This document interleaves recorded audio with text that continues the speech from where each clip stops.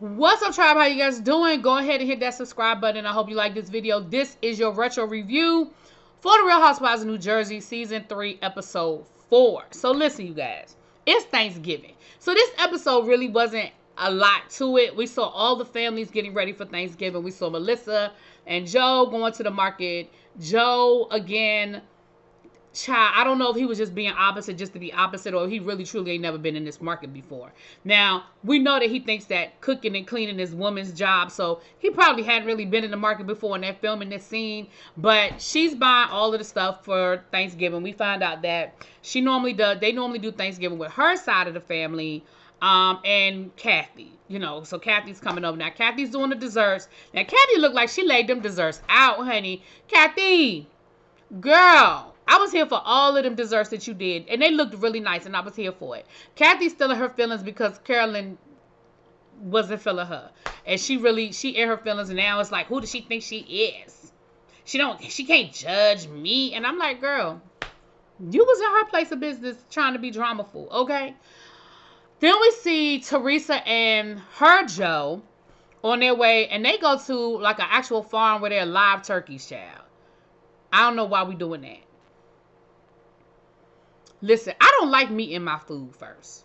I don't like meat in my food first. I've been to them little shishi restaurants, and you order a lobster and you get to pick the lobster out the tank. I don't care. I don't want to meet them. I don't want to see that they were alive before I don't. Listen, I'm a DC girl. We get crabs and we get them live. And I remember growing up, and my mama would come home with them live crabs. Listen, I have cooked live crabs a time or two, but they just don't feel the same as when I just go down here and get my own crabs, and they already cooked, and all I got to do is just eat them. They just don't feel the same. I don't want to meet my food. Nope. But anyway, so we see that. So we found out that Teresa's parents, they already had their pre-Thanksgiving, which I'm assuming Joe wasn't there for. Well, Joe Gorga, child. I'm going to have to say, Joey and Joe, maybe that's what I'm going to have to do. Anyway, Gorga and his family weren't at this pre-Thanksgiving. And the family is down in Punta Cana or something. I'm not sure why. I don't know. I'm sure there's a reason. Because we found out that they took a family vacation to Punta Cana. Maybe somebody owns a home down there or a timeshare or something, and they go down there on a regular basis. But it seemed like that's like a family thing that they do. Anyway, so they went down to the Punta Cana, Punta Hada, and I just feel like Joe is like, Teresa, okay, see, Gorga was like, Teresa still hasn't responded to the letter, and Melissa is like, listen, that's your sister, you love her. This is not gonna be a long review because it was Thanksgiving. It just wasn't a lot here. The big thing was about the families, right? About Joe and Joe and Teresa trying to find a way back to each other through this whole thing. So Teresa ended up having a Friendsgiving because she had already sort of did her Thanksgiving with her parents before they left. So of course she invites over the Manzos. All of the Manzos, child, came over. And, of course, Kim D, which I'm just not understanding why she's a thing. Why is she a thing? I don't really like Kim D. And I don't understand why she's a thing. Anyway, so over to Melissa's house. The family is there. Child, Melissa has a mink apron. Do you understand how stupid a mink apron is? The whole purpose of an apron is to catch all of the stuff while you are cooking that you don't want to get on your clothes. The flour, the extra stuffing, the sauce. You have a mink apron. I just want y'all to sink in. I just want that to sink in for y'all about how stupid that whole concept is of a mink apron. And then Joe gets a mechanical bull for the front yard for Thanksgiving. Now, see, maybe me and my family are doing it wrong, okay? Because me and my family, We watch football. We want to, listen, me and my family, we strategically plan that Thanksgiving dinner, the prayer is during halftime of the second game. Or like the first game comes on at 1. Usually people start showing up during fourth quarter of the first game. So then we start watching the second game, which is always Dallas. My family, we have a mixed bag in my family.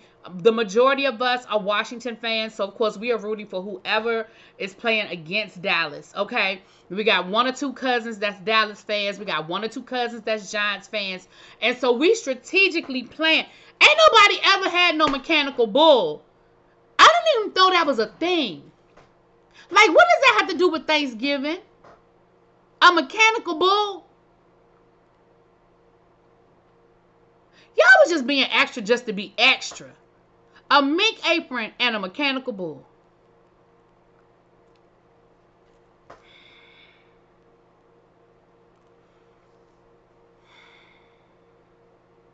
So over to Teresa's house where she's having her Friendsgiving. She's being just as ridiculous, not in the same way, but we get on a conversation about Joe and Melissa, and she told him that he wrote her a letter. She told them that she hasn't heard back from him from her writing the letter, and Carolyn and Jacqueline are being very positive and very encouraging about the situation.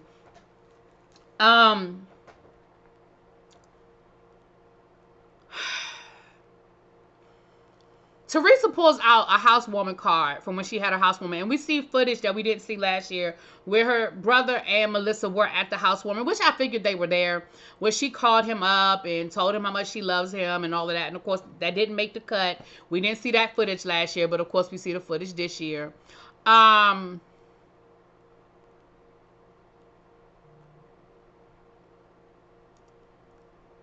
So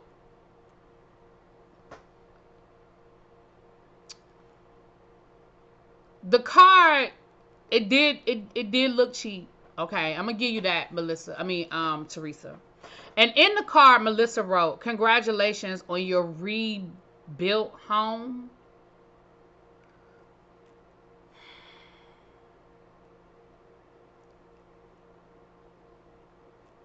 I could see how that could be irritating. And I probably would feel like, why was that necessary? Like, you could have just said, "Congratulations on your new home. It's beautiful. Wish you all the best. Praying for good health," whatever. Hope that this brings you, I hope you guys are able to make a lot of memories in this place. Like there are so many things you could say, but congratulations on your refurbished home or rebuilt home. That was Melissa, that was a jab. That was unnecessary, and that was a jab. And then Teresa talked about these damn cookies, which, of course, have become a whole thing. They still talk about these damn cookies, and to this day about Teresa and these cookies. So her way of getting back at Melissa, this lets you know that Teresa just ain't got it in her, child. Her way of getting back at Melissa was to tell Melissa, the cookies you bought over were nasty, and I threw them away. Ow, that hurt. Oh, that hurt. My cookies were nasty. Oh, you don't like them. Oh.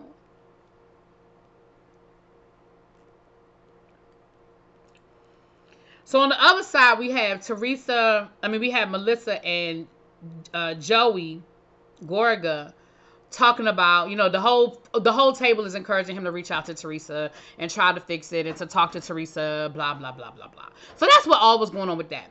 The other story we see is the Manzos are meeting Vito's family. They run like a deli, like a store or whatever. And they're from Italy as well. They're from Sicily.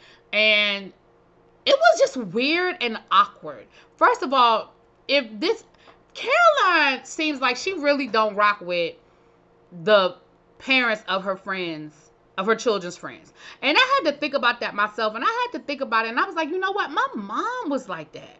Like, my mom maintained a relationship to the point of they felt comfortable calling each other. They felt comfortable exchanging information. Oh, they said they're going here. Well, do you want me to pick them up? Okay, I can pick them up. But when I think about it, my mom didn't become close friends with my closest friends' parents. They knew each other. Like, in high school, I was in a car accident. Me and some friends, we was on our way to a party. We got into a car accident. Like, my best friend's mom called my mom to say, hey, they were in a car accident. Can you give me a ride to the hospital? And my mother was like, oh, my goodness, wait a minute. They're together. Like, I'm trying not to say my name in there and her name. But she's like, oh, my gosh, they're together. Like, that kind of stuff, yeah. But my mama wasn't calling them to say, hey, girl, I got an extra ticket to this show. You want to go with me? My mama wasn't doing that. So I was like, maybe that's not so weird.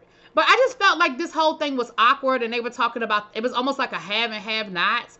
You know, like, we have all this money now, and you guys are still kind of like making it, and it doesn't matter. Money doesn't matter. Like, it doesn't matter if I have a Chanel bag and she doesn't. Like, it's not a big deal. And I was just like, that was the most awkward.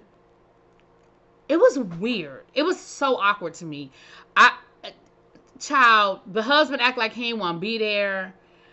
He started talking about how they didn't always have this money and how he grew up poor and he knows what it's like to be poor, and he almost feels sorry for people who grow up rich because they don't understand. He said all of this could be gone tomorrow and I would still be okay. And I was just like, who said they were poor?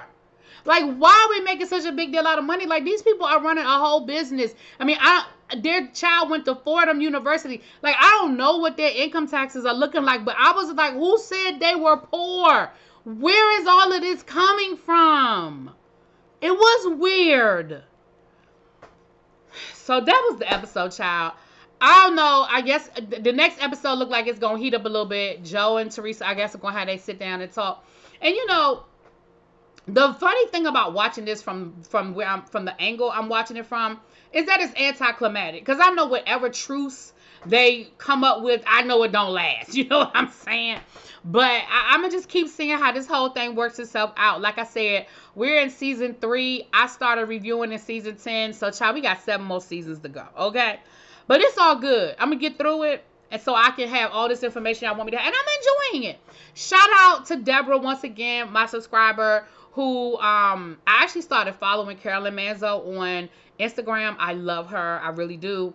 And I saw Ashley was tagged in one of Carolyn's posts. So and Deborah also sent it to me.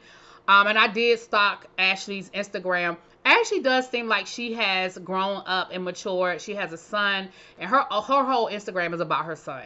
She is a makeup artist now. And she's even done a couple of cute little like TikToks about her time on the show, like sort of making fun of, you know, her whole thing. And she is a mental health advocate, which you guys sort of alluded that she kind of, they deal with some things dealing with her mental health. Don't spoil it for me. I want to see it. So if by any chance Carolyn, Ashley, or any of the people find my videos, just understand that I am reviewing what I see in the moment. It is no reflection on who Ashley has become as an adult. It is what I saw in that moment. And child, you was a spoiled ass brat. But it definitely looks like you have matured and your whole world seems to be your son. And I love it. I love it for you. And she's beautiful. Ashley has definitely, she's beautiful. She's beautiful. And she's a makeup artist now. So good for her. Good for her. All right. Talk to you guys later. Peace.